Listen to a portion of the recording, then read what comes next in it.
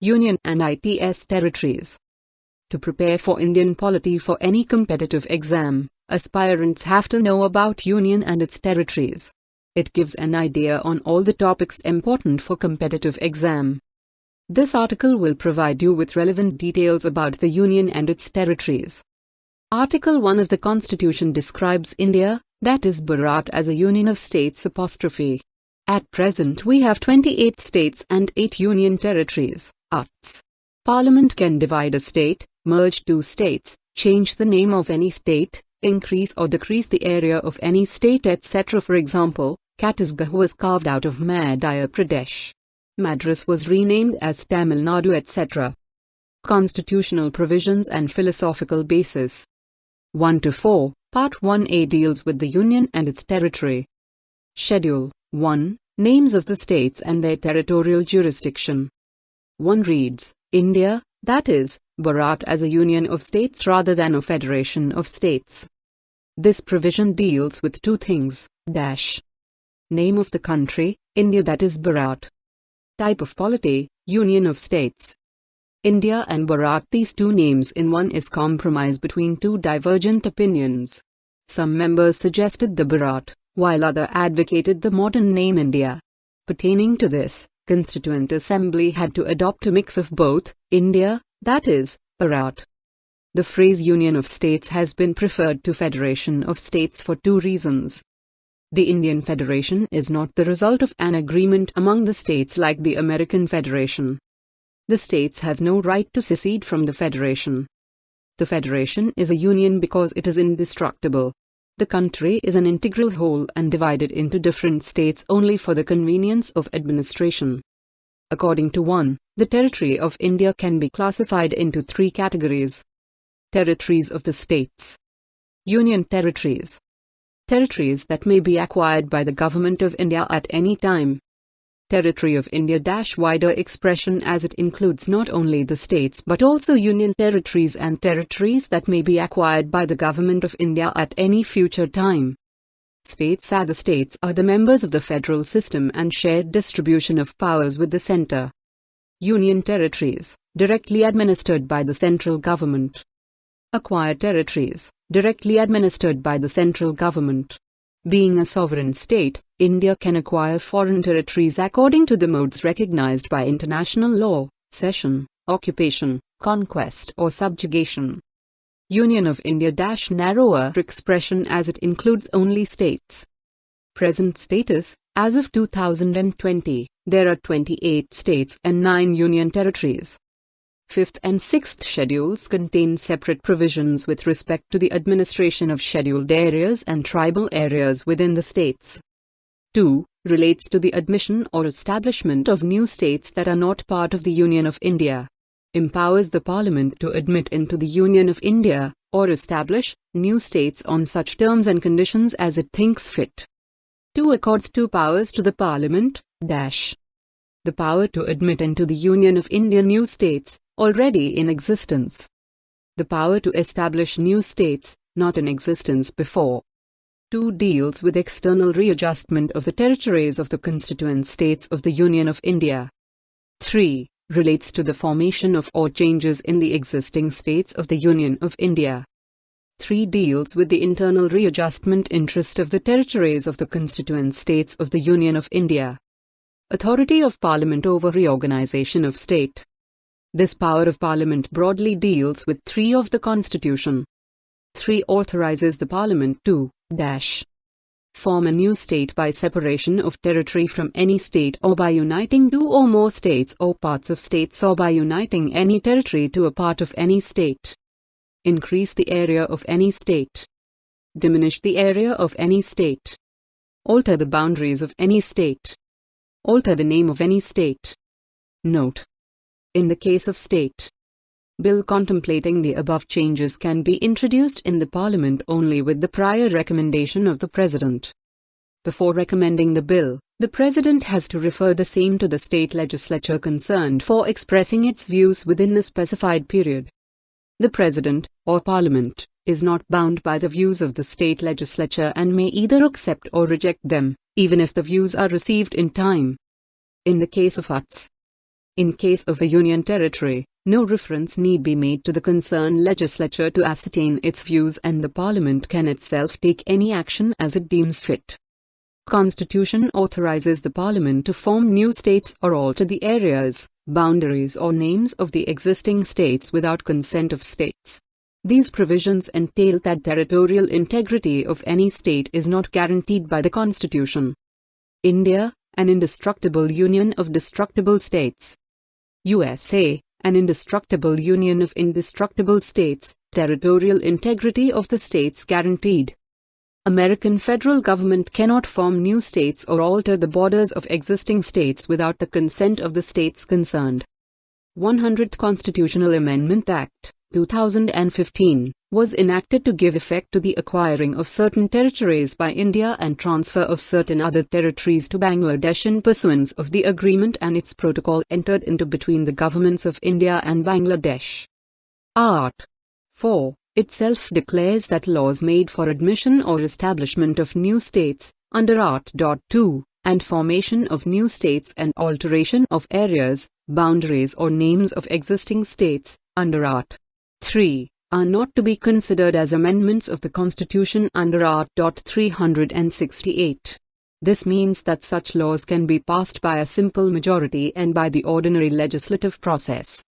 Cessation of an Indian territory to foreign country does not cover under Art. 3, and it can be done only by amending Constitution under Art.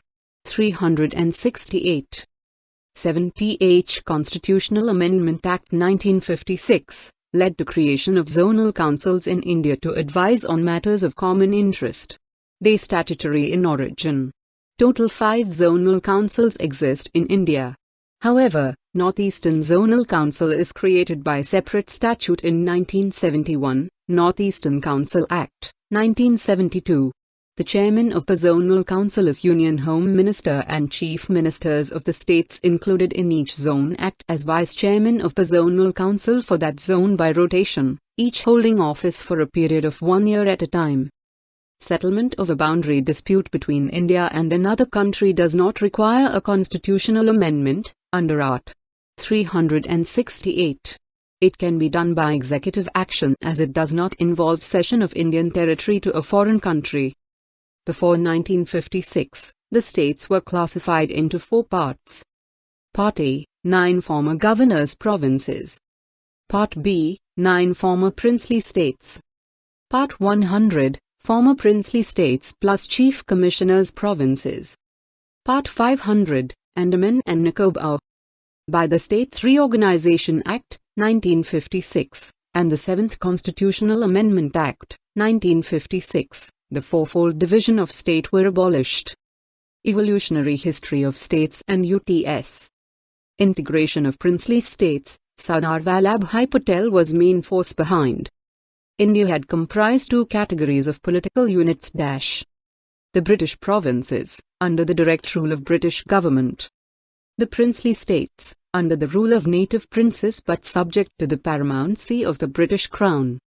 The Indian Independence Act, 1947, created 2 independent and separate dominions of India and Pakistan and gave 3 options to the princely states. Joining India. Joining Pakistan.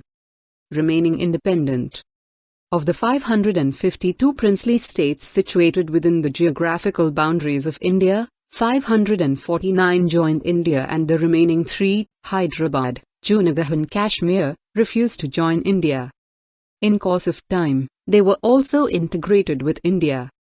Hyderabad by means of police action, Operation Polo. Junagadh by means of referendum.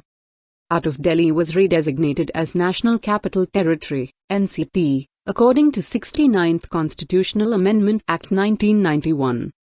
Kashmir by the instrument of accession. Dar Commission and JVP Committee, 1948. The integration of princely states with the rest of India has purely an ad hoc arrangement. Andhra State Act, 1953, formed the first linguistic state, known as the State of Andhra, by taking out the Telugu-speaking areas from the state of Madras. Kurnool was the capital of Andhra State and the State High Court was established at Kancha. Government of India appointed the Linguistic Provinces Commission under the chairmanship of Dar in 1948 to examine the feasibility and evolution of an objective criteria. Committee recommended the reorganization of states on the basis of administrative convenience rather than linguistic factor. Disappointment with Dar Committee led to the appointment of another Linguistic Provinces Committee in 1948 consist of Jawaharlal Nehru, Vallabhbhai Patel and Pattabhi Sitaramayya, itself to examine the whole question afresh. JVP Committee formally rejected language as the basis for reorganization of states. Fazl Ali Commission, 1953.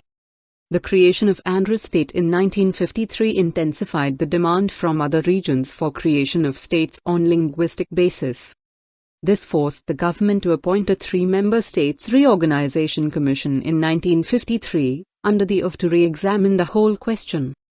Members: Fazl Ali, Chairmanship, M. Panikkar and H. N. Kunzru. Committee broadly accepted language as the basis of reorganization of states.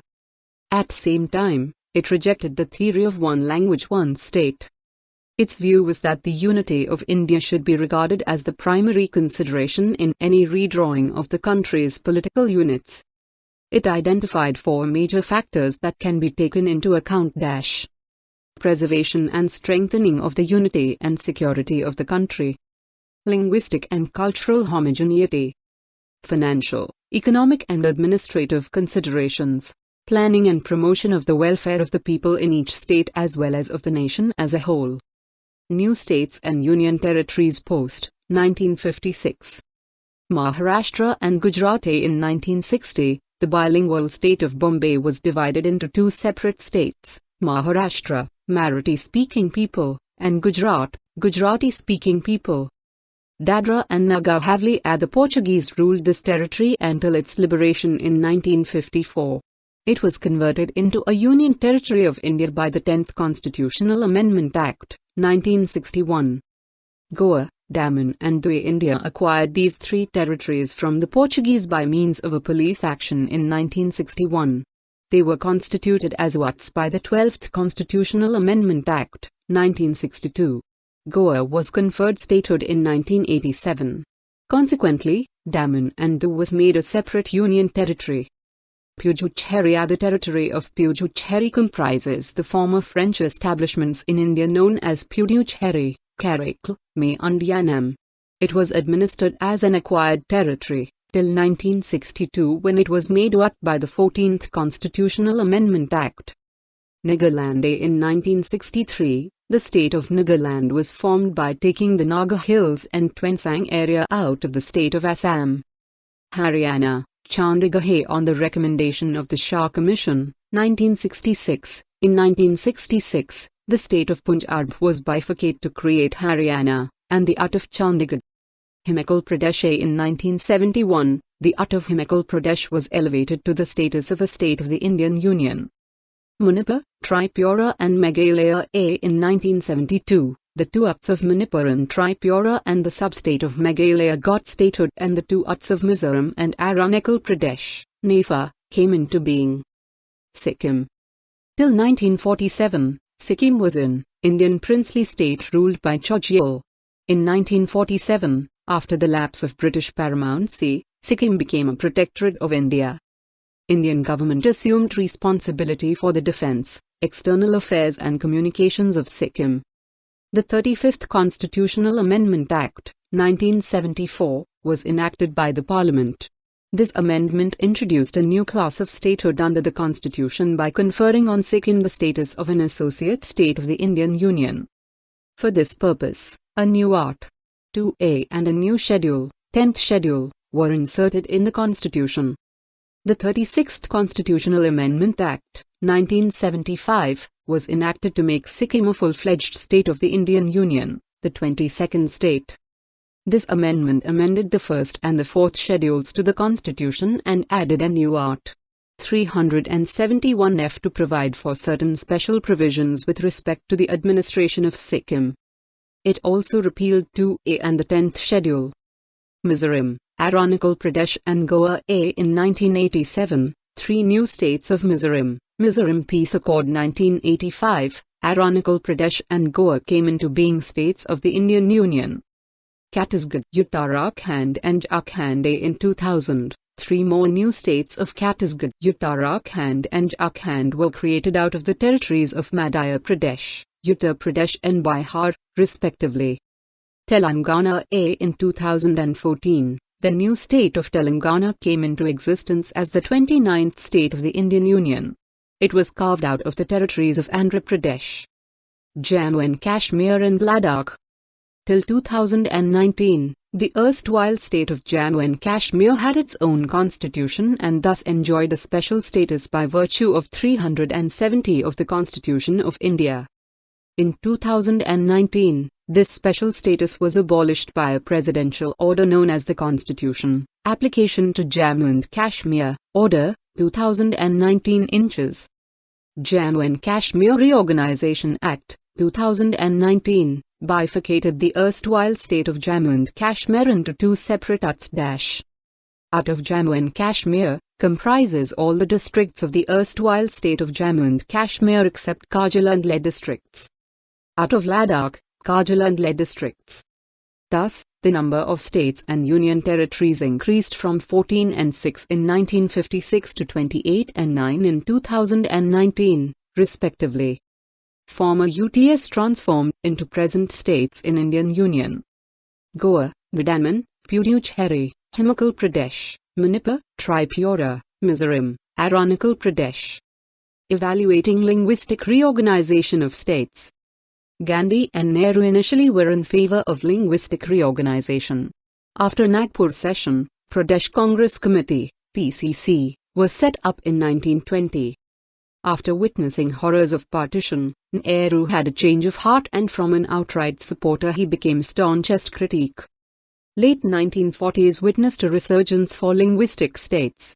For example, Sanyukta Karnataka, Maha, Gujarat and Punjab. Most vigorous movement was in Telugu-speaking areas of Madras-speaking. This movement was initially led by Swami Sitaman and later by Pottusarai Ramalu. This was resulted in formation of Andhra Pradesh in 1953. Merits. Secular mode, linguistic basis is more secular mode than caste of religious base. Better learning outcome, linguistic provinces can provide education in mother tongue. Unity in diversity, promotion and development of regional language and culture. Masses can participate in democratic process if language of administration is of their own. Efficient administration, multilingual state would be very difficult to administer efficiently and effectively. Demerits. It would likely spur further such demands and given no of languages in country. Regionalism, it would slow down the process of emergence of national identity and composite culture. Subnationalism, encouraging subnational feeling which may result into balkanization of country. Subnational identity often become rallying point and a platform for voicing secular demands. For example, Marathi versus Bihari issue. Small states are not always economically and financially viable. For example, Jharkhand. Goi's response to the demands for states. Special developmental assistance and package. Creation of an autonomous councils, for example Darjeeling Gorkha Council. Inclusion of language in each schedule of constitution, for example Konkani, Bodo etc. Setting up developmental boards, for example Vidarbha and Saurashtra. Special category status. Critical analysis of demand for small state. Reasons for demand.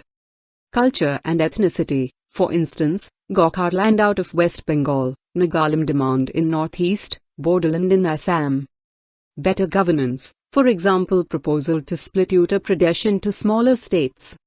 Political reasons, for example some groups dominated Western Up region demanding Haryana Pradesh. Imposition of local language and culture by the state government, for example in West Bengal. Economic backwardness, for example Telangana and Vidarbha. Merits. Administrative convenience, more effective and efficient. Smaller state is more likely to be homogeneous in terms of its developmental aspirations. It facilitates the people participation as administration become more closer to peoples. Viability of small states also resonates in economic growth experience of several small state. Democratic decentralization. resolve the problem of identity crisis among the ethnic groups and enable them to develop their own language and culture. Demerits. Question of defining small state and objective criteria for same. Complication of matter. WRT allocation of finances, center-state relations. Would go against spirit of Vallabhbhai Patel, against consolidation drive. No guarantee of enhancing of human development indicators, HDI. Would lead to more dependence on center for finances attributed to low tax base. Issue of economic viability. Northeast states are more dependent on center. Duplication and overlapping of administrative setup, courts, human resources. Conclusion. If it's assumed that small states' jurisdiction are developmentally more efficient, then such arrangement already exists in the form of local bodies and in the form of blocks. Effective, efficient utilization of these institutions and capacity building is way forward. Need for second state reorganization commission. It shall lay down sound and objective criteria for reorganization. Reorganization is an evolving process instead of one-stop solution. Population in several states have become exponentially large. 30 years on, LPG reform have altered the demographic and socio-economic realities, leading to regional sentiments of neglect. To explore the ways to match the contemporary developmental aspirations and economic realities. To ensure equitable and inclusive social, economic, environmental growth. Illustrative list of demands for independent states. Uttar Pradesh Bundelkhand. Maharashtra Vidarbha. Bihar Mithilanchal. West Bengal Golkarland. Assam Borderland. Delhi as state. Puducherry. Delhi as state, critical evaluation. In favor. 69th Amendment 1991 created the Legislative Assembly of Delhi. Today, there are nearly 2 crore people in Delhi.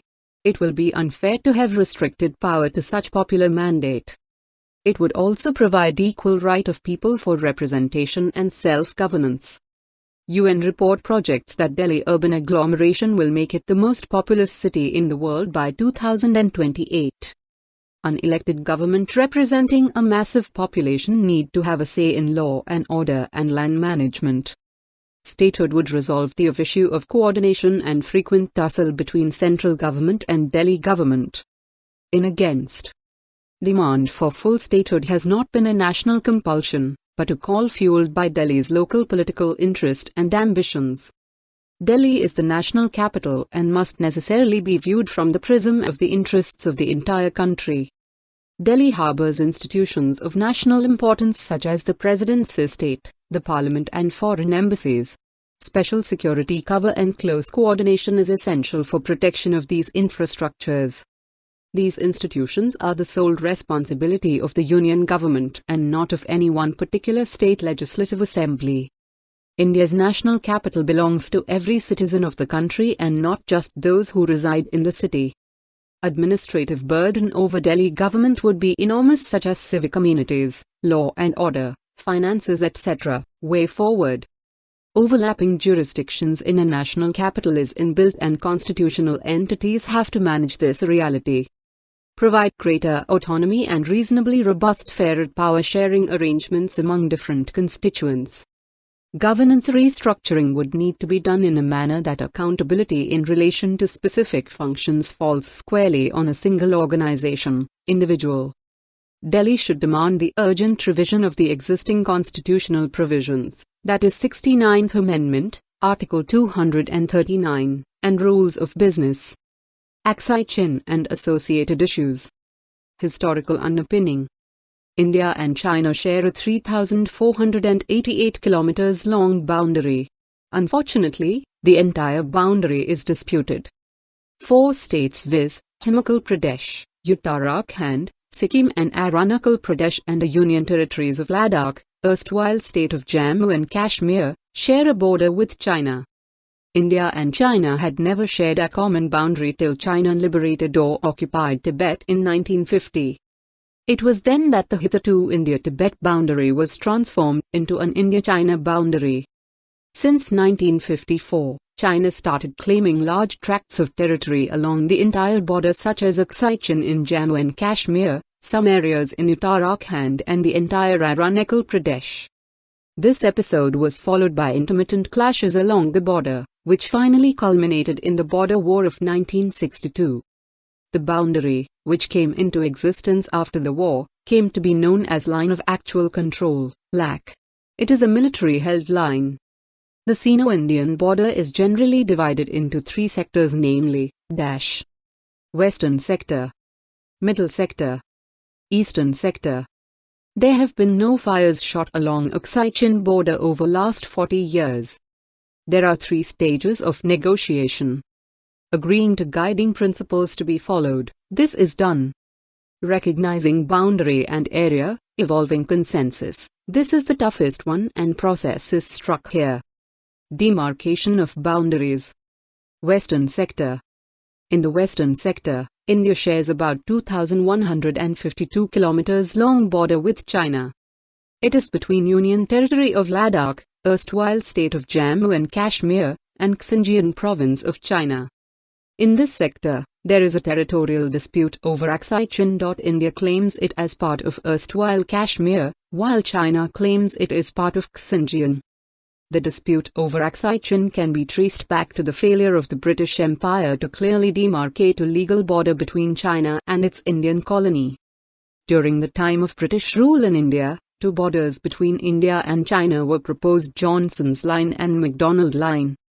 The Johnson's Line, proposed in 1865, shows Aksai-Chin in erstwhile Jammu and Kashmir, now Ladakh, under India's control, whereas MacDonald Line, proposed in 1893, places it under China's control.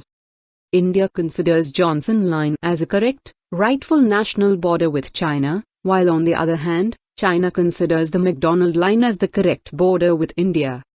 At present, Line of Actual Control, LAC, is the line separating Indian areas of Ladakh from Aksai-Chin. It is concurrent with the Chinese Aksai-Chin claim line. Middle Sector. In this sector, India shares about 625 kilometers long boundary with China, which runs along the watershed from Ladakh to Nepal. Himachal Pradesh and Uttarakhand touch this border with Tibet, China, in this sector. Both sides do not have much disagreement over the border in this area. Eastern Sector. In this sector, India shares a 1,140 kilometers long boundary with China. It runs from the eastern limit of Bhutan to a point near the Talu Pass at the tri-junction of Tibet, India and Myanmar. This boundary line is called McMahon Line. China considers the McMahon Line illegal and unacceptable, claiming that Tibetan representatives who had signed the 1914 convention held in Shimla, which delineated the McMahon Line on the map, were not having rights to do so. Pakistan occupied Kashmir, POK, issue. External Affairs Minister S. Shankar said, Sept 2019, that we expect one day we will have physical jurisdiction over Pakistan-occupied Kashmir, POK. Supporting regulation. A resolution unanimously adopted by Parliament on February 22, 1994 affirmed that the UT of Jammu and Kashmir has been, is and shall be an integral part of India. It demanded that Pakistan must vacate the areas of the Indian state of Jammu and Kashmir, which they have occupied through aggression. POK and GB are both part of the UT of Jammu and Kashmir, which is an integral part of India by virtue of its accession to India in 1947.